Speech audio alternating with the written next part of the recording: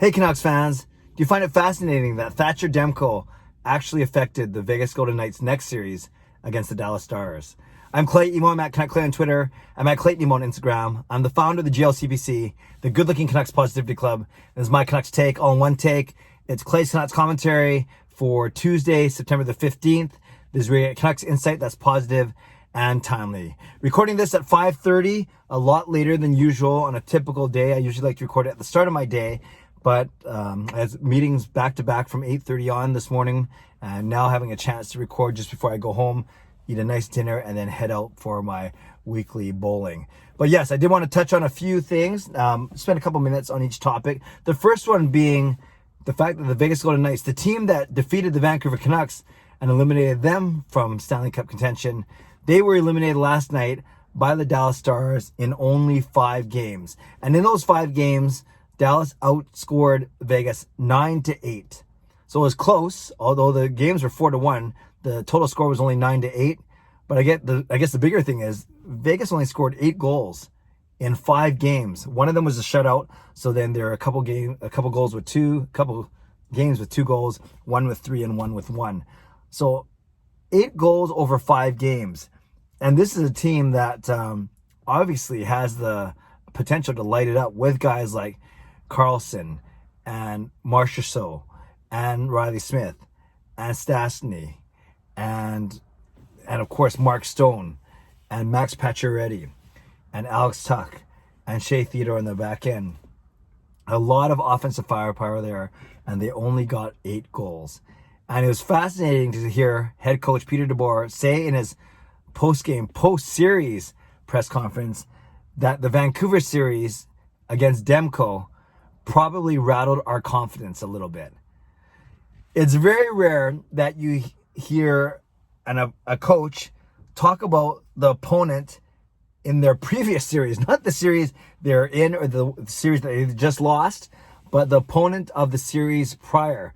But that's how good Thatcher Demko was. And remember that, games 5, game 6, game 7, only letting in 2 regular normal goals, and then there's 2 empty netters. So he only let in 2 goals, both to Shea Theodore, 1 in game 5 and 1 in game 7. Unfortunately, in game 7 the Canucks were shut out. But the fact that Peter DeBoer is saying that Thatcher Demko rattled their confidence, that is high praise for Thatcher Demko. And we've already talked about, and I will continue to talk about this whole Demko Markstrom situation. But yeah, I just find it fascinating to hear a coach talking about the goaltender of the series that was previous or prior to the one that they just lost. You rarely hear that. And of course, you like hearing it because it's about our goaltender, and that, of course, being Thatcher Demko. So I found that very fascinating. And then, of course, you see Vegas losing 4-1. You ask yourself, do you think Vancouver would have given Dallas more of a run? Seeing how Dallas is playing, especially how tight they were defensively, how well Hudobin's playing, I wouldn't sit here and say Vancouver would have beat Dallas. I did say at the start of the postseason that I like Vancouver's chances against Dallas and St. Louis as opposed to Colorado and Vegas. We ended up, playing only 2 of those teams, of course, beating St. Louis and then losing to Vegas. But I'd like to think that the Canucks would have scored more than 8 goals in 5 games. But Hudobin was playing well, and we saw that the Canucks offense was drying up at the end of that series. And, Vegas is just as tired as Vancouver is, I'm sure.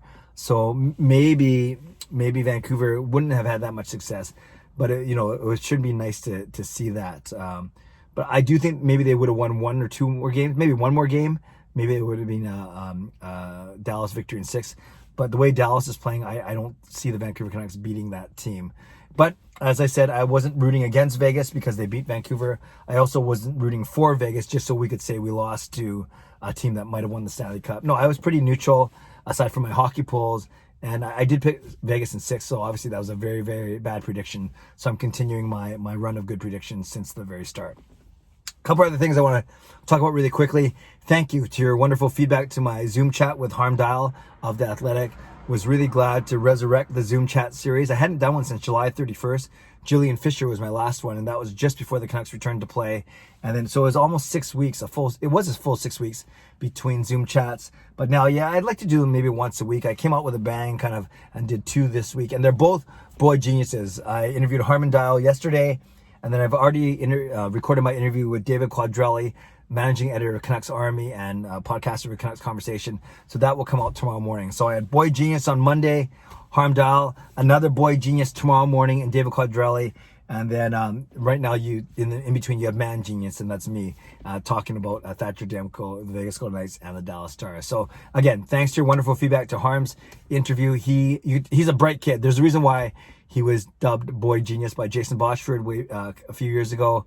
And yeah, I tell the story because it's kind of funny. When I went to Daily Hive at the end of 2017, that's when Harm was already 17 years old. But apparently, when I learned that he had started writing for Daily Hive when he was only 13 or 14, which just blows my mind. And he's obviously very intelligent, very articulate. He's good on paper. He's good on camera, getting more comfortable on camera, although he was kind of nervous in his one time on Sportsnet.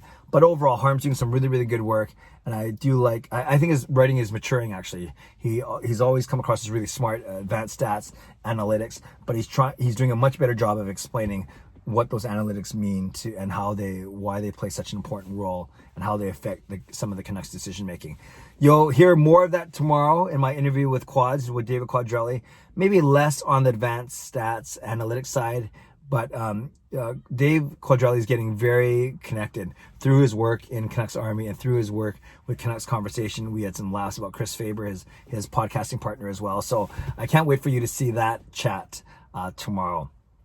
Aside from that, when we look ahead to the finals, whether it's going to be Tampa or the Islanders playing against Dallas, we're looking forward to the naming of the Calder Trophy winner. That'll happen during the finals, as well as some other trophy winners. And yeah, I'm just looking forward to seeing what happens in the Stanley Cup final. And we know that there's going to be a lot of stories, a lot of discussion about the Vancouver Canucks as free agency looms closer on October 9. We are about 3 weeks away from that now, which is crazy when you think about that. And the biggest story from yesterday was there's a rumor from Irfan Ghaffar of Sportsnet that they were talking about a 4-year deal for Tyler Toffoli at $4.8 million. That's good. That's way better than I said. I was saying in my vlog that it might be 5 years at $5 million. So 4 years at $4.8 million is better on both fronts. It's 1 year less, and it's $200,000 a year cheaper. So almost $1 million total over the length of that contract. So if that's the case, and if Toffoli's willing to sign for less than $5 million, then sign me up. I think that's really good. And I do like 4 years because of my concerns of what the 4th or 5th year might look like in a 5-year contract. So that was kind of going around making its way around Canucks Twitter yesterday. So a couple of things to keep an eye on. Of course, the Demko Markstrom situation, of course, free agency overall, and now this rumor that Toffoli, they're negotiating with him for a 4-year, $4.8 million contract. Again, just a rumor, but if there's any truth to it, I like it a lot. So Canucks fans, maybe the question of the day today is how well do you think the Canucks would have done against the Stars? That's my question. Now that you've seen what happened, i.e. Dallas eliminating Vegas in 5, how well do you think the Canucks would have done against the Dallas Stars in that Western Conference final? Maybe leave a comment below and we can start talking about that. Otherwise, I look forward to my interview with David Quadrelli tomorrow morning. We'll release that at 9 a.m. And yeah, then we'll go from there. So subscribe if you like to. Like this video if you like to. Stay safe, stay healthy, take care of yourselves, and take care of each other. Have a great night. God bless, and go Canucks go.